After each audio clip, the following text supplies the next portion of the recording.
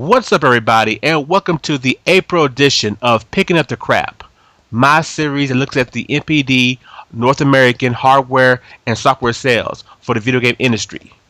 I'm once again joined by my partner in crime, TheShooter. Hey, what's up, everybody? As we all know, the NPD released earlier this month, and it's harder and harder to get any kind of numbers for the hardware and software totals. So basically, I'm going to run down the hardware numbers first, and then do the top 10 software numbers. And from there, we're just going to talk about the industry as a whole. So in hardware, for the industry, the only numbers we have is that the Xbox 360 sold 236,000 systems in the month of April. That was down 20% from last month. That's it. Sony didn't give us any Vita or PS3 numbers. Nintendo didn't give us any Wii, 3DS, DS numbers, and so we don't know anything. Now on the software side, your top 10. In the top 10, we only have one total. That's for number one game sold in April on two consoles, Prototype 2, sold supposedly less than 236,000 copies on two systems. At number 2, Kinect Star Wars making its premiere. Number 3, Call of Duty Modern Warfare 3 on 4 platforms. Number 4, Tiger Woods PGA Tour 13 on 2 platforms. There was not a Wii version this year, even though in the past years the Wii version of this series sold the best. Number 5, NBA 2K12 across 6 platforms. Number 6, The Witcher 2, I believe is a new game for the month of April on PC, Xbox exclusive, PC and Xbox 360. Number 7, a Wii exclusive, Mario Party 9.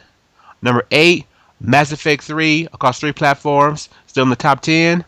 Number 9, Just Dance 3, Wii 360 PS3. And number 10, a PS3 exclusive, MLB 12, The Show. That's your top 10. We have no numbers at all. We just know that they sold less than 236,000 copies overall. Alright, so at this time, as y'all know, we go into kind of like current subjects in the industry, kind of look at it from an analyst point of view, what actually makes sense, unlike the Pactor and those other guys who get paid millions of dollars. And in this topic, I want to talk about the current position of the handheld market when it comes to dedicated handhelds, the Nintendo 3DS and the PlayStation Vita. Looking at the current numbers, even though we don't have them, it's been suggested that the Vita in its, I could be wrong, is it third month on the market? Think so, in the yeah. U.S.?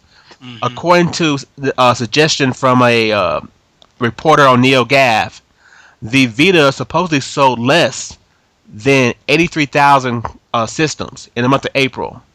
It's been suggested that the game Kid Icarus Uprising for the 3DS outsold the Vita, which we do know that the Kid Icarus game for the 3DS sold 83,000 copies in the month of April.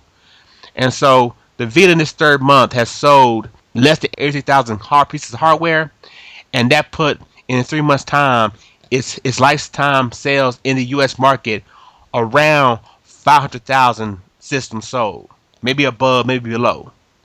The 3DS, it's been selling moderately well, but when you compare it to the Japanese market, it's not. The U.S. market, the European market is not selling like the Japanese market.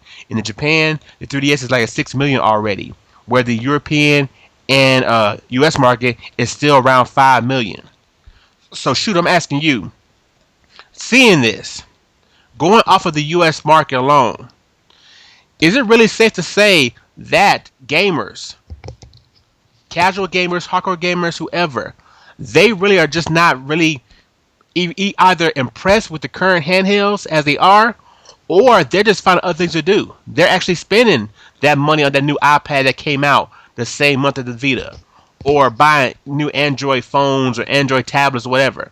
Do you really think that's what's going on in the U.S. market? Because in Japan, you can see that they're not buying home consoles, and instead they're buying handhelds. So you can see the translation where it's going from home console to handheld.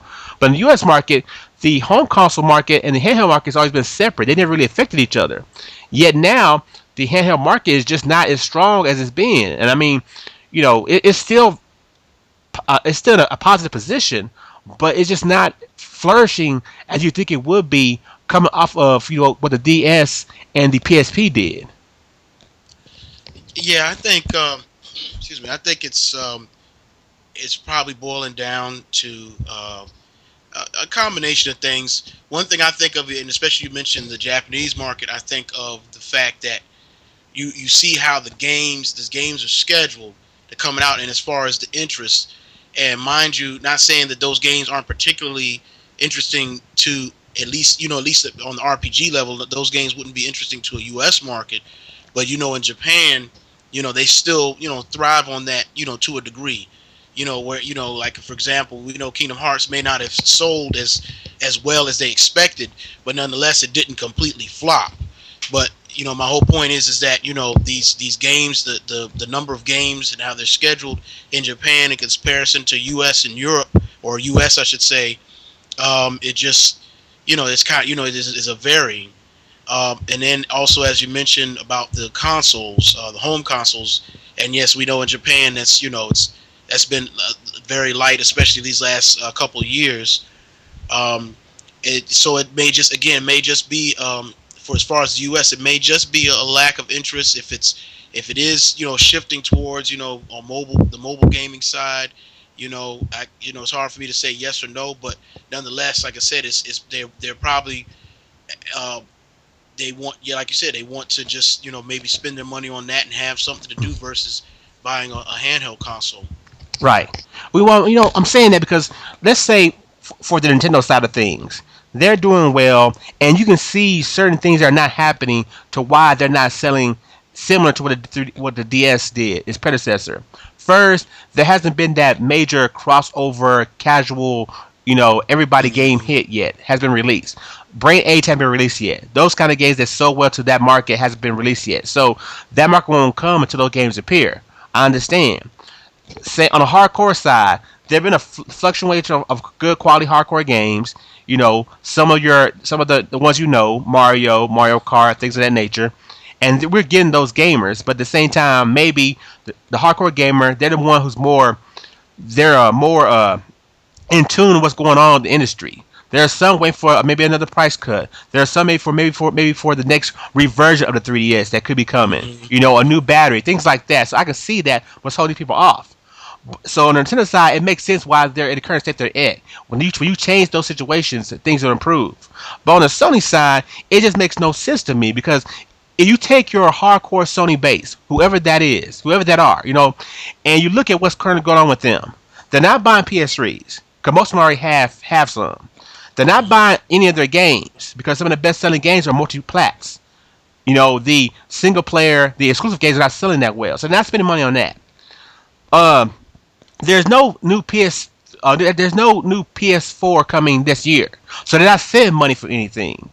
So basically, you're sitting around not having money to sit on, not buy anything. Yet you won't buy this platform that is part of your ecosystem, that's part of your fan base, the company you support, that has the games. Eventually you're going to support. Why they're not buying it. Right. Yeah, they you brought a good point too. It's I think honestly too, and that's been going on for a while too. Honestly, I believe, of course, this is my opinion. It kind of goes back to really that while a lot may say what they. I mean, you have your ones that do support that we know of. Right. Of course, we can't. That doesn't represent every single person. But apparently there is it's getting to a point that yes, we are definitely in a drought, and that yes, they are ready for some kind of new console, and it may not exactly be a PS4. Mm. They may just want to get that Wii U. They may not admit it or say it outright, Mm. but that interest is there. You know what I mean? It's kind of like a void. You know what I mean? It's empty. There's nothing there, Right. but they know they have to fill it with something. Right. And so you're saying that it's possible that some of the Sony base, whoever they are, who feel like handhelds are not really, an adequate device for gaming, At least the way they want a game. The money they do have, they may be sitting on that money to buy maybe a Wii U this November, or maybe to sit on to next year to get a PS4 because of Yes, I'm sorry. Go ahead. because of the handheld situation itself, and then like I said, wanting something else and feeling that a PS Vita, which is basically a portable PS3, wouldn't bring anything new to them. Yeah, and I'm sorry. I do apologize. I forgot to cover that portion too. I kind of I was thinking more on the home console level, but yeah, well, yes, definitely, and just in general, because, and as we've seen, the PS, the Vita, it's very lacking in what to offer. While that, matter of fact, you guys brought that up in the last podcast you did with ECC, is that